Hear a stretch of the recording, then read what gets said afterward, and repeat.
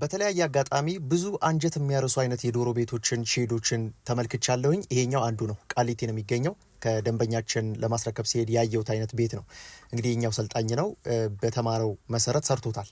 ዛሬ የምንመለከተው በዋናነት በተለይም ደግሞ ቤቶችን በመገነቡበት ሰዓት ምን ያክል ዋጋ እንደሚያስከፍል እንመለከታለን። እንደ መግቢያ ግን አንድ ነገር ልንገራችሁ። በጣም ዝቅተኛ ኳሊቲ ያለው መኖ ተጠቅማችሁ ለእንቁላል ጣይ ዶሮ በሱ አይደለም መጨነቅ ያለባችሁ። በዋናነት ቤቱ ምን አይነት ደረጃውን አሟልቷል። ለምን ቢባል መኖ ሊስተካከል የሚችል ነው፣ ቤት ግን ሊስተካከል የማይችል ነገር ነው። አንዴ ዶሮች ከገቡበት በኋላ በምንም አይነት ታሪክ አስተካክላችሁ ስታንዳርዱን ላስጠብቀው የሚለው ነገር በጣም አልፊ ነው፣ ብዙ ዋጋ ያስከፍላል። ስለዚህ የመኖን ጥራት ብቻ መመልከት አይደለም፣ ከመኖ ጥራት መጓደል በላይ ዋጋ የሚያስከፍለው በእንቁላል ጣይ ስራ ላይ የቤት መበላሸት፣ የቤት በአግባቡ አለመሰራት፣ ደረጃውን አለመጠበቅ ብዙ ዋጋ ብዙዎችንም አስከፍሏል። ጠይቁ፣ ይሄን በደንብ መረጃውን ጠይቁ። እኔ ከምነግራችሁ በላይ እኔ ቀን በቀን ከሚደርሱኝ መልእክቶችና ጥያቄዎች ውስጥ ያው አይጠፋም የቤት ጉዳይ። እኔም አብዛኛውን ጊዜ የምወስደው ወደዛ አይነት አቅጣጫ ስለሆነ ማለት ነው። ስለዚህ ከዚህ ጋር ተያይዞ ግን ከቤት ጋር ተያይዞ ዛሬ እስቲ ፕራክቲካል ነገሮችን ልንገራችሁ። ምን ያክል እንደምትጎዱና ምን ያክል ዋጋ እንደሚያስከፍላችሁ፣ ደረጃውን የጠበቀ ቤት ባለመስራታችሁ ብቻ ምን ያክል ዋጋ እንከፍልበታለን። በዶሮቻችን የእንቁላል አጣጣል ስርዓት ላይ እንቁላል መሰረት አድርጌ የተለያዩ ቁጥሮችንም እየጠቀስኩላችሁ በደንብ እንድትረዱት አድርጋለሁ። አሳሳቢነቱንም በዛው ልክ እንድትወስዱት ለማድረግ ፈልጋለሁ። ትምህርታችንን የምንጀምረው ከአየር ዝውውር እጥረት ነው። ይሄም ደግሞ ካለ ልምድ ነው የምነግራችሁ። የአየር ዝውውር እጥረት ብዙዎቹ እንግዲህ ብዙ ዶሮ አርቢዎች ባገኙት ቤት ላይ በተለይ በኪራይ መልኩ ደግሞ የሚያዘጋጁም እንዲሁም ደግሞ ገንብተው ወደ ስራው የሚገቡ ሰዎች ያው ተመሳሳይ አይነት ቤት ዲዛይን የመስራት አይነት ልማድ አለ በሀገራችን ላይ ማለት ነው። የሆነ ቦታ ላይ ያዩት ወይም ደግሞ ዶሮ እርባታ ብዙ ጊዜ ተመሳሳይ ናቸው፣ አጠቃላይ ዲዛይኑ ከጫፍ እስከ ጫፍ ብትመለከቱ ማለት ነው። ስለዚህ ዛሬ የአየር ዝውውር እጥረት አለ ማለት በሶስት እንከፍለዋለን። የአየር ዝውውር እጥረትን ብቻ በሶስት እንክፈለው። የመጀመሪያ ቀላል የቬንቲሌሽን እጥረት ነው። በቃ ቀላል የአየር ዝውውር እጥረት አለ ብለን ካሰብን በትንሹ ከእንቁላላችሁ ላይ ከ5 እስከ 8% ያክል ይቀንስባችኋል። ከ5 እስከ 8% ያክል ይቀንስባችኋል።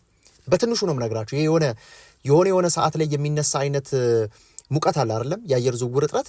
ያ አይነት ነገር ካለ ከ5 እስከ 8% በጣም ትንሿ ነው የምነግራችሁ፣ ያውም ሰዓትን ጠብቃ የምትመጣዋ ካለች። ሁለተኛ ከዛ ደግሞ ትንሽ ጠንከር ያለ ረዘም ላለ ጊዜ ዶሮቻችንን የአየር ዝውውር እጥረት ወይም ደግሞ የአየር መግቢያና ማስገቢያውና ማስተንፈሻው የሌለው ጠባብ ከአካባቢው ጋር የማይመጥን አይነት ቤት ያስገባችሁ ከሆነ ደግሞ በትንሹ ከ10 እስከ 15% ያክል ይቀንስባችኋል። ይሄ እንግዲህ በዚች በአየር ዝውውር ብቻ ነው። ከባዱ ልንገራችሁ፣ ብዙ እርባታ ላይ ያጋጠመኝ ስትገቡ አይናችሁን የሚያቃጥላችሁ፣ ስትገቡ የሚያስነጥሳችሁ፣ ስትገቡ ምንድነው ይሄ በቃ ምንድነው የአፍንጫ ፈሳሽ እስኪመጣባችሁ ድረስ አይናችሁ ማየት እስኪያይችል ድረስ በጣም ይሄ ወበቅ አይነት ነገር ምንድነው የሚባለው፣ ይሄ በጣም ከፍተኛ ሙቀት ያለበት።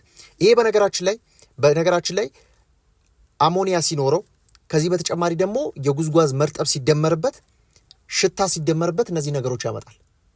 ከፍተኛ የአሞኒያ መጠን አለው። ማስተንፈሻችን ጥቅሙ ራሱ ይሄ ነው። ማስተንፈሻው ወይም ደግሞ በምዕራብ በኩል የምናገኘው ማለት ነው። ያ እንደ ኤግዞስት እንጠቀምበታለን፣ እንደ ማስተንፈሻ። ከባድ የሚባል የአየር ዝውውር እጥረት ያለበት ከሆነ በተመሳሳይ ከ20 እስከ 30% ያክል ምርት ይቀንሳል ማለት ነው። ከዶሮቻችን ማግኘት ከሚኖርብን የእንቁላል መጠን ከ20 እስከ 30% እንቀንሳለን። በትንሹ 1000 ዶሮ አስገብታችሁ 200 እና 300 እንቁላል እንደማጣት በሉት። የአየር ዝውውር እጥረትን በዚህ መልኩ እንመለከትና በተወሰነ መልኩ ግን ይሄ እንቁላል መቀነሱ ብቻ አይደለም።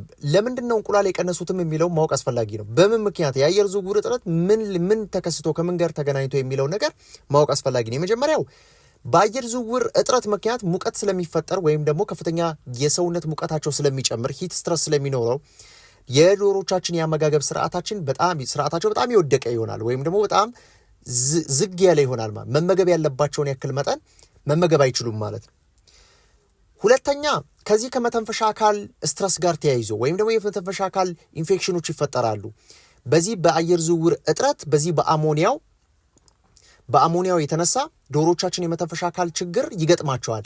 በዛም ስትረስ ውስጥ ይወድቃሉ ማለት ነው። ስለዚህ አንድ እዚህ ላይ ደግሞ መጨመር ያለብን ጉዳይ ምንድን ነው? ዶሮቻችን በቀን ለምሳሌ አንድ ዶሮ 100 ግራም ትመገባለች ካልን ያንን 100 ግራም ከዛ ከ100 ግራም ውስጥ ኒውትረንቶችን አብዞርቭ የማድረግ ወይም ደግሞ የኒውትረንቶቻችን በአንጀት ግድግዳ የመምጠጥ አቅማቸው በጣም ዝግ ያለ ይሆናል ወይም ደግሞ በጣም የቀነሰ ይሆናል።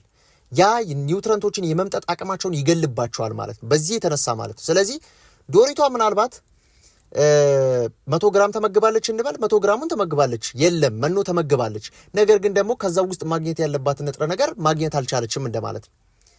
የአየር ዝውውር እጥረት ይዞት የሚመጣው አይነት መዘዝ እነዚህ ጉዳዮች ናቸው።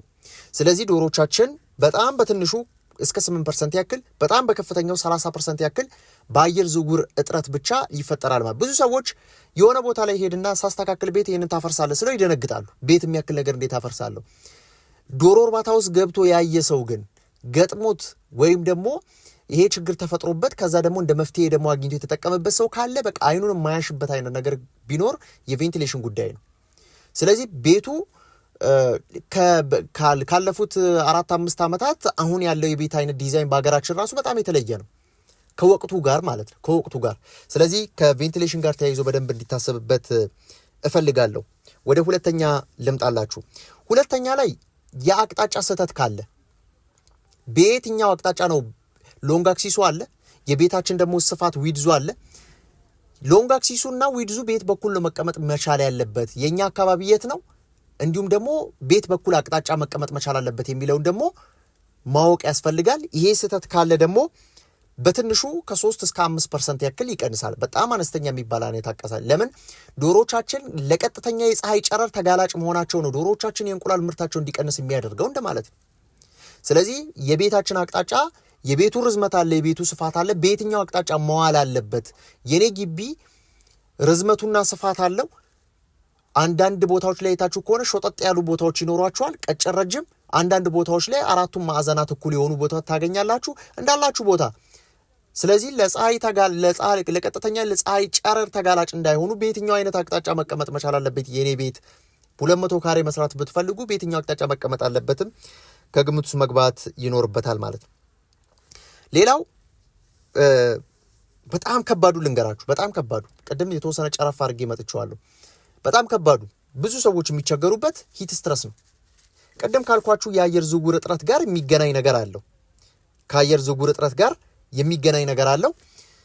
በጣም ከባድ ከሚባሉ ነገሮች ውስጥ እና ዶሮቻችንን በቃ የእንቁላል አጣጣላቸውን ገደል የሚከት ነገር ነው ማለት ይቻላል። ከዚህ ከአያያዝ ውስጥ ስንመድበው ማለት ነው። የሰውነት ሙቀት መጨመርን ስንመለከት በተለያዩ ቴምፕሬቸሮች ተቀምጠዋል። በጣም አነስተኛ ከ3 እስከ 5%፣ ከ8 እስከ 12%፣ ከ15 እስከ 25%። በጣም ከፍተኛው ግን የዶሮ ቤት ውስጥ ዶሮዎች እያሉ ከ34 እስከ 36 ዲግሪ ሴልሺየስ በላይ ከሆነ አከተመላችሁ ማለት ነው።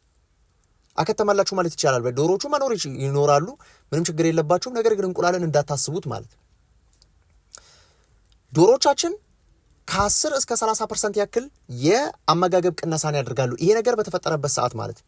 ከ10 እስከ 20% እስከ 30% ያክል ወይም ደግሞ ለምሳሌ ዶሮቻችሁ 1000 ዶሮች ቢኖራችሁና በ125 ግራም 125 ኪሎ 1000 ዶሮችን እየተመገቡ ከነበረ ከዛ ቢያንስ 31.2 ኪሎ ያክል ይቀንሳሉ ማለት ነው። ይሄ ችግር በተፈጠረበት እለት ማለት ነው። ድንገት ለምሳሌ የአየር ማስገቢያና ማስወጫውን ዘግታችሁ ተረስታችሁ ሊሆን ይችላል። ለአንድ ቀን የተፈጠረች ስህተት ግን የዶሮቻችንን አመጋገብ ይሄን ያክል ትጥለውና የዶሮቻችንን አመጋገብ ሲቀንስ የእንቁላል ምርታቸው ይቀንሳል። መልሰን ደግሞ ያንን ነገር እናምጣው ወደ ቦታው እንመልሰው ስንል ደግሞ ያለው መከራ ያለው ፈተና ያው የደረሰበት ብቻ ነው የሚያውቀው ማለት ነው። ስለዚህ ከዚህ ጋር ተያይዞ ሂት ስትረስ አመጋገባቸውን መቀነሱ የጥሩ የሆነ የካልሲየም ኢንቴክ እንዳይኖራቸው ያደርጋል። ወይም ደግሞ ዶሮቻችን ለእንቁላል ማምረቻነት የሚፈልጉትን መጠን ያክል የካልሲየም አወሳሰድ እንዳይኖራቸው ያደርጋል። ለምን ዶሮቹ በትክክለኛ መመገብ ካለባቸው ዴይሊ ፊድ ኢንቴካቸው ለምሳሌ 125 ግራም ቅድም እንዳልነው ተመግበው ቢሆን ኖሮ በዛው ውስጥ ኦልሞስት ወደ 4.1% የሚያክለው ወደ በካልሲየም የተሞላ ነው፣ ወይም ደግሞ የካልሲየም ንጥረ ነገር በውስጡ የያዘ ነበር። ስለዚህ ዶሮቻችን ግን ያንን አልተመገቡትም።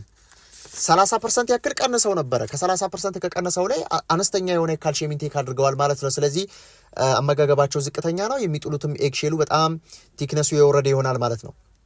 ሌላው ዶሮቻችን የእንቁላል አጣጣል ክለች ፓተርናቸው ይዘበራረቃል። በአጠቃላይ ሂት ስትረስ ሲኖር ማለት ነው። ይሄ የማህፀን ቧንቧ ወይም ደግሞ ኦቪዲክት የምንለው ላይ የማህፀን ቧንቧ የምንለው በአማርኛ ላይ ወይም ደግሞ መዋለጃ አካል ውስጥ የሚጠቃለለው በስትረስ መጠቃቱ ይሄ ኦቭሌት የሚያደርገው ወይም ደግሞ እነዚህ ፎሊክሎች የሚነቃቁባቸውን እንትናቸው ፕሮሲጀራቸውን ያዛባባቸዋል ማለት ነው። ስለዚህ በሆርሞን አማካኝነት ነው እንደምታውቁት እነዚህ ነገሮች የሚከናወኑት። ስለዚህ እነዚህ ሆርሞኖች የሚመነጩት ደግሞ ዶሮዎቹ በጣም ኮምፈርት ዞን ውስጥ ሲሆኑ ብቻ ነው። ስለዚህ እንደዚህ አይነት ስትረስ በሚኖርበት ሰዓት ዶሮዎቻችን ኦቭሌት ማድረጋቸውን ያቆማሉ። ወደ ማህፀን ቧንቧ ላይ ፎሊክሎችን ወይም ደግሞ ዮኮችን አስኳሎችን መልቀቅ ያቆማሉ እንደማለት ነው በአጭር አማርኛ ማለት። ስለዚህ እነዚህ ጉዳዮች መታየት ይኖርባቸዋል። ስለ ቤት እያነሳን ነው እስካሁን ያለ ነው። ስለ ቤት እያነሳን ነው። ዶሮዎቻችን እኛ ከዶሮዎች የምንጠብቃቸው ነገሮች አሉ። አንደኛ ሄንዴ ፕሮዳክሽናቸው፣ ቶታል ሄንዴ ፕሮዳክሽናቸው። ለምሳሌ ዶሮዎቻችን ጥሩ የእንቁላል ምርት ላይ ጥሩ ቤት ሰርተናል ብለን ካሰብን ጠቅላላ የእንቁላል ምርታቸው ከ92 እስከ 93% ቢሆን ጥሩ ቤት ነው፣ ጥሩ አመጋገብ ነው፣ ጥሩ ማኔጅመንት ነው ብለን እናስባለን። ሃውሲንግ ሲስተሙ ጥሩ ነው ብለን እናስባለን። ቅድም በጣም በከፍተኛ ሁኔታ እንግዲህ እስከ 30%ም 40%ም እንደሚቀንሱ በተለያዩ ጉዳዮች ተመልክተናል። ሌላው በጣም ዝቅተኛ የሆነ ቤት ወይም ደግሞ ይህን መስፈርት ያላሟላ ቤት ሲኖራችሁ ደግሞ ከ50 እስከ 65% ብቻ ነው ሄንዴ ፕሮዳክሽን የሚገኘው ወይም ደግሞ የቀን የጠቅላላ የእንቁላል ምርት የሚገኘው ማለት ነው። ዝቅተኛ የሚባለው በዚች በቤት በምትባለው ቤት ብቻ ጉዳይ ብቻ ማለት ነው። ስለዚህ ዝቅተኛ አመጋገብ ካለ ትንንሽ እንቁላል ይኖራል። ዝቅተኛ የሆነ የአየር ዝውውር ካለ የቆሸሹ እንቁላሎች የሚሰበሩ ተሰብረው የሚጠጡ አስኳል ቅርፊት የሌለ ሼለስ የሆኑ እንቁላሎች ይበዛሉ። ከዛ ስራችሁ ይበላሻል ማለት ነው። ዋና የምንፈልገው ከዶሮዎቻችን እንቁላል ነው። ስለዚህ እነዚህ ጉዳዮች ያዛባባቸዋል። ከዚህ በተጨማሪ ታዲያ የእንቁላሉ ራሱ ምናልባት እንግዲህ በስምምነት አንዳንድ ኮንትራቶች የምፈርሟቸው ኮንትራቶች አሉ፣ መገቧቸው ኮንትራቶች አሉ። እነዚህ ኮንትራቶች ምንድን ናቸው? የእንቁላል የማቅረብ ኮንትራቶች ናቸው። ስለዚህ ይሄ ኮንትራት መጀመሪያ ሲቀርብላችሁ ራሱ ምንድን የምታደርጉት ኢንተርናልና ኤክስተርናል ኳሊቲውን ጠብቃችሁ ነው የምታቀርቡት። መጀመሪያ መስፈርቱም ራሱ ኢንተርናልም ኤክስተርናልም ኳሊቲውን የጠበቀ ነው፣ ሁለቱም ማለት ነው። ኤክስተርናል የምንለው ከሼሉ ጋር ተያይዞ ነው፣ ከቅርፊቱ ጋር ተያይዞ ነው። አለመቆሸሹ፣ በጣም ከፍተኛ የሆነ ጥንካሬ መኖሩ እንግዲህ ከውስጥ ግድግዳ እስከ ውጭ ግድግዳ ድረስ። በመጨረሻም ታዲያ እዚህ ጋር ማስቀመጥ የምፈልገው ነገር ምንድን ነው? ሎው ኮስት የሆኑ የቬንቲሌሽንን ጥሩ በቃ በዝቅተኛ ወጪ በየትኛው አቅጣጫ ቢከፈቱ ቤቶቹ የበለጠ ቬንቲሌሽን ያገኛሉ የሚለውን በቀጣይ ቪዲዮ ላይ ሰራላችኋለሁ። እንደ ሀሳብ አስተያየቶቻችሁ ፓርት 2 ብላችሁ ኮመንት አድርጉልኝ። ሌላው ከቤት ማስተካከያ በኋላ ምን ብናደርግ ነው ዶሮቻችን የእንቁላል ምርታቸው ምን ጨምረው የሚለውንም እነግራችኋለሁ። አንድ ከመኖ፣ ሁለተኛ ከአያያዛችንና የተለያዩ ሰፕሊመንታል ነገሮች አሉ፣ እነሱንም እንመለከታለን። ዶሮቻችንን መጀመሪያ በዚህ አሁን ባልኳችሁ ነገሮች እንግዲህ ራሳችሁን ገምግማችሁ የቤቴ ሙቀት ነበረው ብላችሁ ቤቱን ካስተካከላችሁ በኋላ የዶሮቻችን ደግሞ የእንቁላል ምርታቸው ወደ ላይ እንዲጠጋ ወይም ደግሞ የእንቁላል ምርት እንዲጨምር የምናደርጋቸው ማስተካከያዎች አሉ፣ እሱን እንመለከታለን። ከዚህ በተጨማሪ ደግሞ ዶሮቻችንስ አሁንስ ዶሮቻችሁ በሙቀት እየተጎዱ ላሉባችሁ ምን ማድረግ አለባችሁ የሚል ነው። ሂት ስትረስ ካለ ቤት ውስጥ ወይም ደግሞ በጣም ከፍተኛ ሙቀት አለ ብላችሁ ካሰባችሁ በዚህ በሙቀት ጊዜስ ምን አይነት ኒውትረንቶች ያስፈልጓችኋል የሚለውን ደግሞ እነግራችኋለሁ ማለት ነው። ፓርት 2 ብላችሁ ኮመንት ካረጋችሁልኝ በዚህ እንገናኛለን። ሀሳብ ስቴቶቻችሁን ኮመንት ላይ ጻፉልኝ። ከዚህ በተጨማሪ ደግሞ የኛ ምርትና አገልግሎቶችን ለማግኘት ለምትፈልጉ አድራሻችን ዱከም ነው፣ ብሉ ናይል ህንጻ 2ኛ ፎቅ ላይ እንገኛለን። እዛው መናኸሪያ አጠገብ ነው። ለትራንስፖርቴሽን በጣም የቀለለ ቦታ ነው የምታገኙት። ስልጠና ብትፈልጉ ከዶሮዎችን ከሙሉ ግብአት ጋር ልክ በቪዲዮ እንደምትመለከቱት ስራዎቻችንን አብዛኛው እዚህ ጋር እኔ ስሰራ የምታዩቸው ነገሮች እንዳለ ነፃ ናቸው። ምንም የተከፈለባቸው ነገሮች የሉም። ዶሮ ብቻ ኦርደር ስላደረጋችሁ ነው እነዚህን እየሰራን ያለ ነው። ስለተከታተላችሁኝ እጅጉን አመሰግናለሁ። በቀጣይ እስክንገናኝ ሰላም።